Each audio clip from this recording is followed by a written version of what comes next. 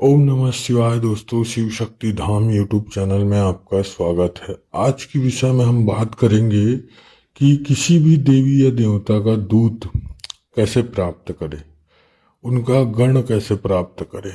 किसी भी धाम से, किसी भी मंदिर से, कोई भी ऐसे जगह से जहाँ से हमें देवी देवताओं का दूत प्राप्त हो, वो कैसे होगा। देखिए, सबसे पहला चीज तो दूत होते हैं, वीर होते हैं, योगनियां होती है, सेविकाएं होती हैं। ठीक है। ऐसे 4-5 प्रकार के जो देवी देवता के गण होते हैं।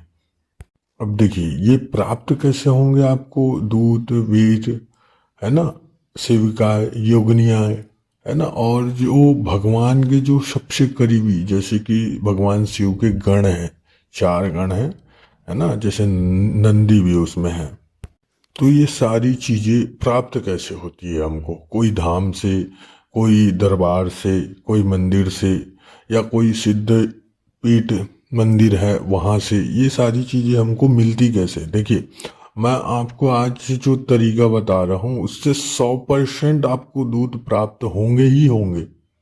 देखिए, कोई भी धाम से दूध कैसे प्राप्त करते हैं, जैसे कि आप देखिए, मैं जो बात बता रहा हूँ आपको प्रैक्टिकल बात बता रहा हूँ, कोई किताबी ज्ञान नहीं है। और मुझे जहाँ तक पता है कि ये आपको सोशल मीडिया के अंदर बहुत ही कम लोगों के थ्रू ये जानकारी मिलेगी। तो वीडियो को ध्यान से सुनिए, ध्यान से समझिए। जैसे कि हम उदाहरण ले लेते हैं, आपको मेहंदीपुर बालाजी का दूध चाहिए। ठीक है। देखिए, आप किसी भी धाम से जैसे कि दूध प्राप्त करना है, ठीक है, तो आप जब धाम जाए तो हमेशा 3 काम जरूर करिए। ठीक है। सबसे पहला तो आप 10 रुपये 11 रुपये का अरदास लगाइए, मतलब अर्जी लगाइए। ठीक है। और दूसरा, दीपक जलाइए। और तीसरा, भोग जरूर लगाइए वहाँ के जो देवी देवता विराजमान है, जिस भी धाम में आप गए हैं वहाँ, तो वहाँ भोग जरूर लगाइए। देखिए, अगर आप इतना चीज करके आते हैं तो मैं आपको यकीन के साथ बोल सकता हूँ कि आपके साथ 100% दूत आएंगे ही आएंगे, उनके सेवकाएं आएंगे ही आएंगे। अब ये दीपक कैसे लगाना है, अरदास कैसे लगाना है और भोग कैसे लगाना है, इसको आप समझिए ध्यान से। तो देखिए, जैसे भी आप किसी धाम जा रहे हैं, कोई मंदिर जा रहे हैं, जैसे कि बालाजी मंदिर जा रहे हैं आप, तो कल आपको निकलना है, तो आप आज अरदास लगाएंगे अपने घर पे। सबसे पहला आपको दीपक जलाना है और 11 रुपया रख कर आपको अरदास लगाना है, कि विनती करनी है कि हे बालाजी महाराज, हम आपके धाम आ रहे हैं, आप हम पर कृपा बनाए रखना, हम सही सलामत आपके धाम तक पहुँचे। सेकंड, आपको एक एक बतासा, 2 लौंग, 1 इलायची का भोग लगाना है। ठीक है।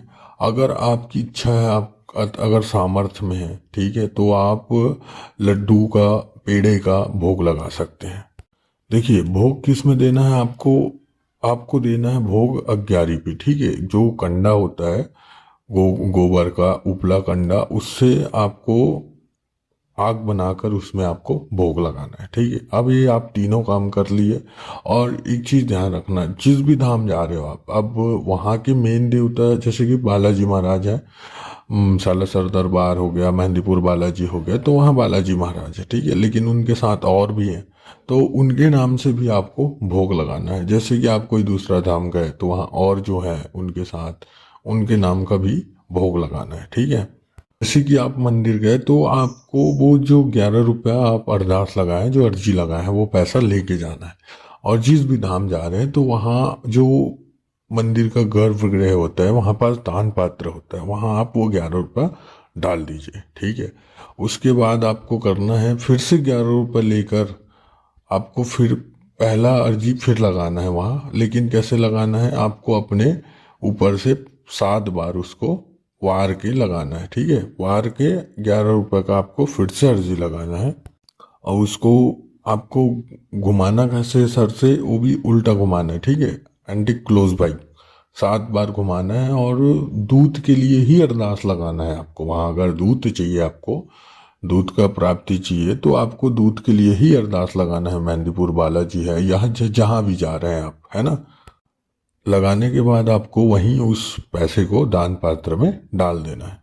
अब वहाँ दूसरी, तीसरी, चौथी शक्ति भी होती है। आप जिस भी धाम में जा रहे हो वहाँ एक शक्ति तो होती नहीं है, कई शक्ति होती है। जैसे कि आप किसी माता के मंदिर गए तो वहाँ भैरव बाबा भी है ना, हनुमान जी भी है और भोलेनाथ भी है। तो आपको सबके नाम से 11-11 रुपए का अरदास लगाना है दूध की प्राप्ति के लिए, ठीक है। अब दूसरा चीज, आप ये सारी अरदास लगा लिए, उसके बाद में अब वहां से आप जब निकल रहे हैं, आप वहां से वापस आ रहे हैं, तब आपको क्या करना है। अब देखिए, आपको करना ये है कि आपको फिर से एक 11 रुपए की अरदास लगानी है।